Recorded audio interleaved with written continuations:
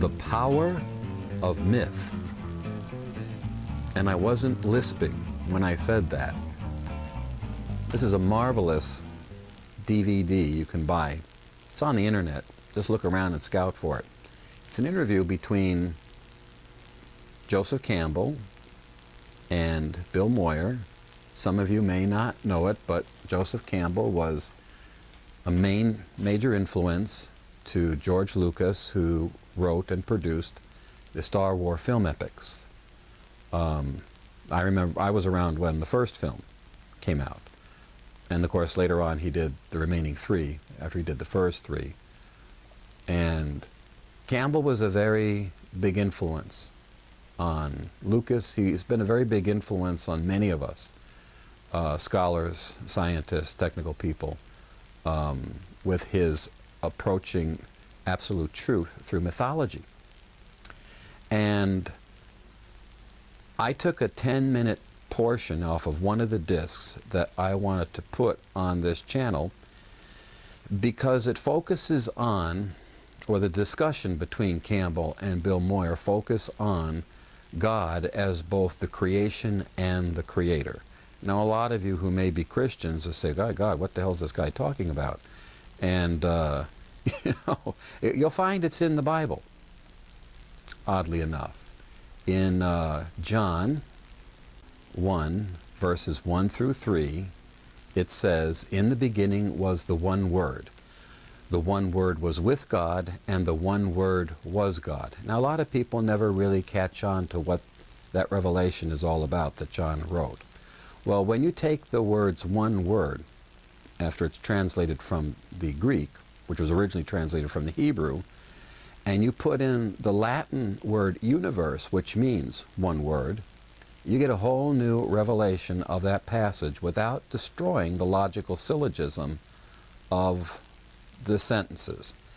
And now when you put the word universe in, you get, "In the beginning was the universe was with God, and the universe was God." And that last one is a very powerful claim.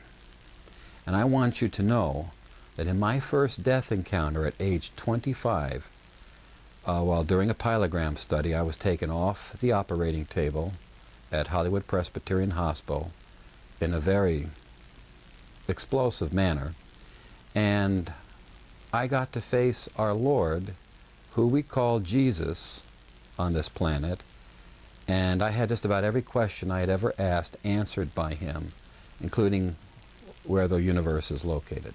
And it's in the Bible.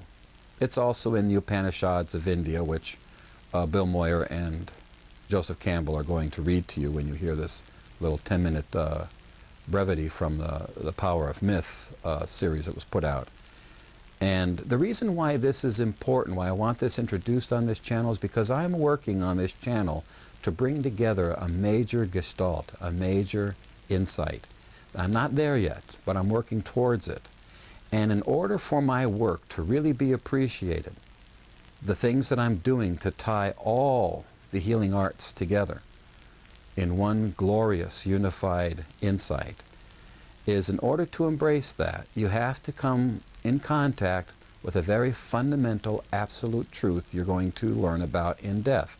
And that is that God, who is this formless, pure white light, created the whole universe, suspended it inside of himself, made out of the substance of his being.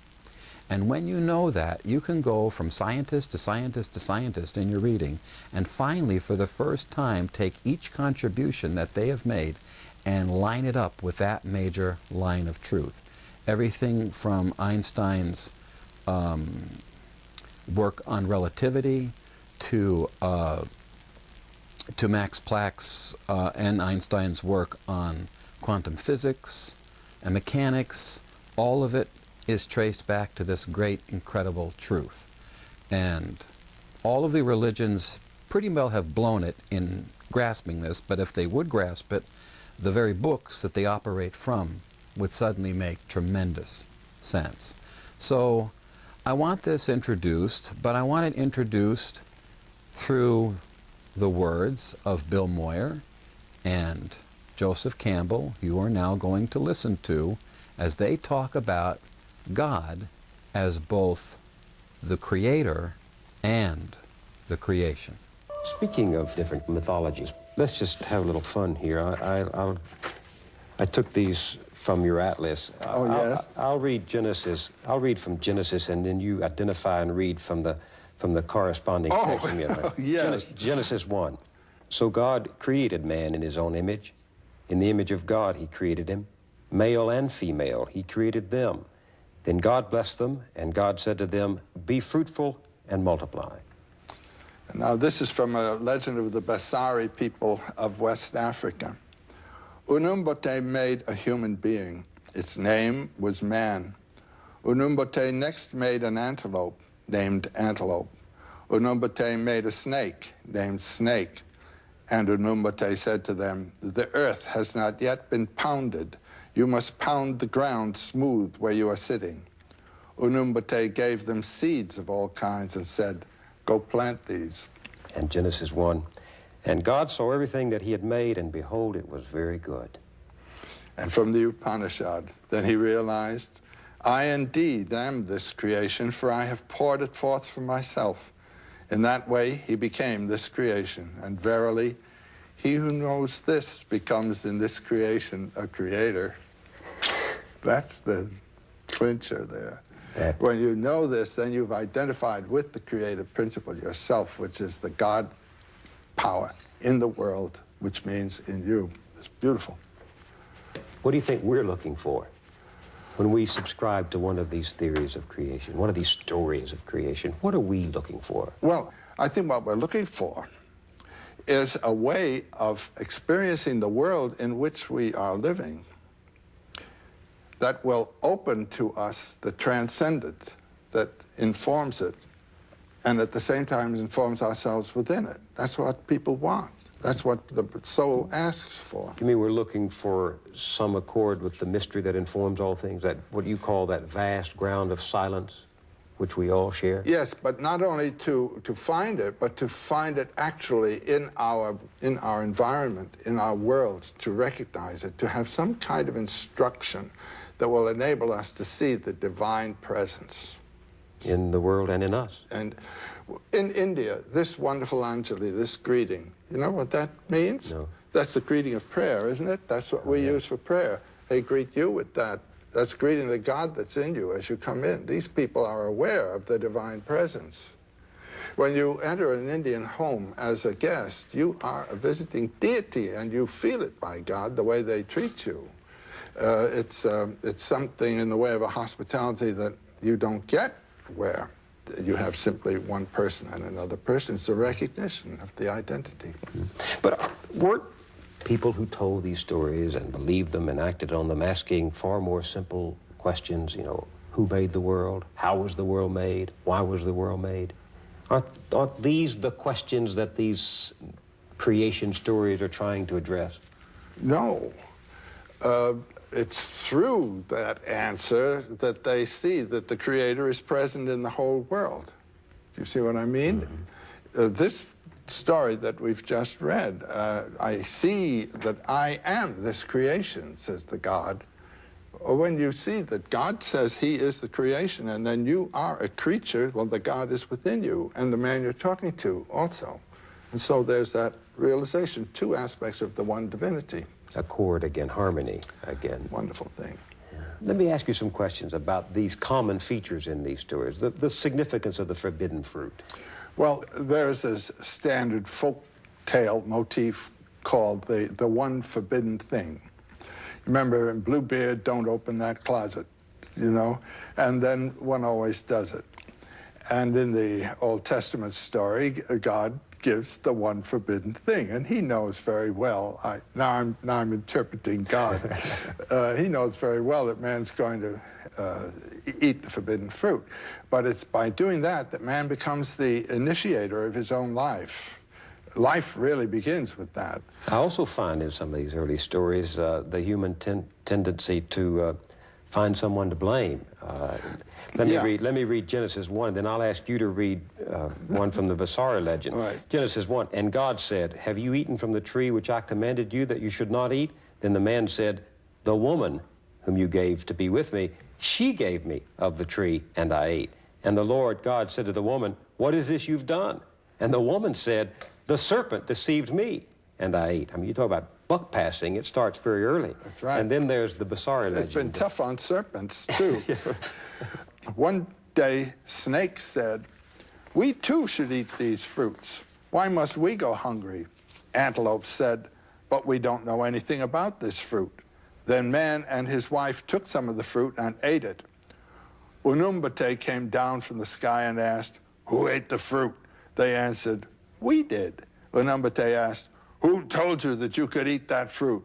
They replied, Snake did. It's the same Poor story. Snake. It's the same What do you story. make of this, that in all of these stories, the principal actors are pointing to someone else as the initiator of the fall? Yeah, but it turns out to be Snake. And Snake in both of these stories is the symbol of life throwing off the past and continuing to live. Why? The power of life, because the snake sheds its skin, just as the moon sheds its shadow. The snake in most cultures is positive. Even the most poisonous thing in India, the cobra, is a sacred animal. And the serpent, the Naga, the serpent king, Nagaraja, is the next thing to the Buddha. Because the serpent represents the power of life in the field of time to throw off death. And the Buddha represents the power of life in the field of eternity to be eternally alive. Now, I saw a fantastic thing of a Burmese priestess, a snake priestess, who had to bring rain to her people by calling a king cobra from his den and kissing him 3 times on the nose. There was the cobra, the giver of life, the giver of rain, which is of life, as a divine, positive, not negative figure. The Christian story has turned it around because the serpent was the seducer. Well, what that amounts to is a refusal to affirm life. Life is evil in this view. Every natural impulse is sinful unless you've been baptized or circumcised in this tradition that we've inherited, for heaven's sakes. By having been the tempter, women have paid a great price because in mythology, some of this mythology, they are the ones who led to the downfall. Of course they did. I mean, they represent life. Man doesn't enter life except by woman. And so it is woman who brings us into the world of polarities and a pair of opposites and suffering and all. But I think it's a really childish attitude to say no to life with all its pain, you know? To say this is something that should not have been. Schopenhauer, in one of his marvelous chapters, I think it's in The World's Will and Idea, says, life is something that should not have been. It is, in its very essence and character, a terrible thing to consider, this business of living by killing and eating. I mean, it's in sin in terms of all ethical judgments all the time. As Zorba says, you know, trouble? Life is trouble. That's it. Only death is no trouble. And when people say to me, you know, do you have optimism about the world, you know, how terrible it is? I said, yes, just say it's great. Just the way it is. But doesn't that lead to a rather passive attitude in the face of evil, in the face of You wrong? participate in it. Whatever you do is evil for somebody. But explain that for the audience. I mean, you say yes to that which you... Well, when I was in India, there was a man whose name was Sri Krishna Menon, and his mystical name was Atmananda, and he was in Trivandrum, and I went to Trivandrum. And I had the wonderful privilege of sitting face to face with him as I'm sitting here with you. And the first thing he said to me is, do you have a question? And because the teacher there always answers questions, he doesn't tell you anything, he answers.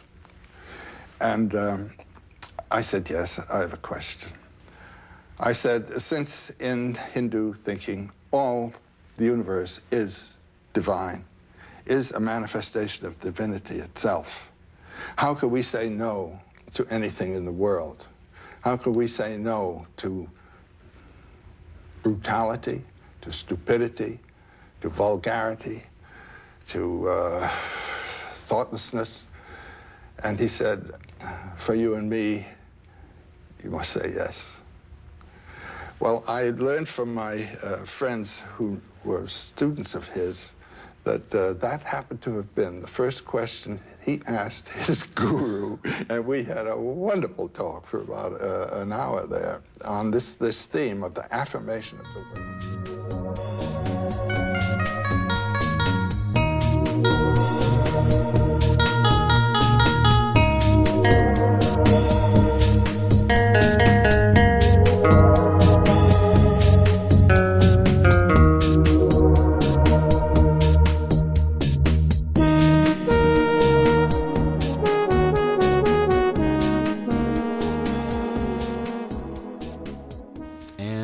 We're back.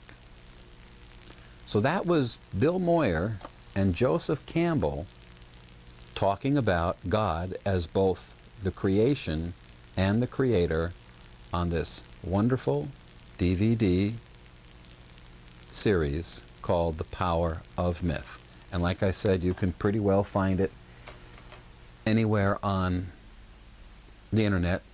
Just type in The Power of Myth or Joseph Campbell, and you should be able to find it. And if you would like to order it, please do. We try to promote everything that we put on this channel, which is fair in governing the intellectual property rights. We give a little plug when we put these little passages together, these 10-minute excerpts that we put for your entertainment and education.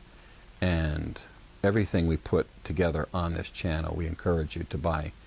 There's a lot more in this series than just the 10 minutes you heard. It's, you know, we're barely scratching the surface of what these two men talk about. But if you really want to go beyond the fundamentals of religion and really start to get into the deeper aspects of the universe, which actually is knowledge you're going to be able to use in your everyday lives, I would recommend that you buy this DVD package, these 2 discs on the power of myth, discussed by Bill Moyer and Joseph Campbell. Campbell's work is a marvelous piece of work. He devoted his life totally towards pursuing absolute truth through the discourse of mythology. There are many books he's written. I'd recommend you check into his books. They're easy enough to find. And please keep in mind that everything we do on this channel is devoted to the arts, the sciences, and the religions of the world. And you're going to find that I'm going to connect things in a very fascinating manner, in a way you probably have never thought of before. But I'm going to give you literally university food for thought as you listen to this channel. So thank you again for listening. This is the Astro Boy 9 channel, KFFM, and I'm Kevin Montague.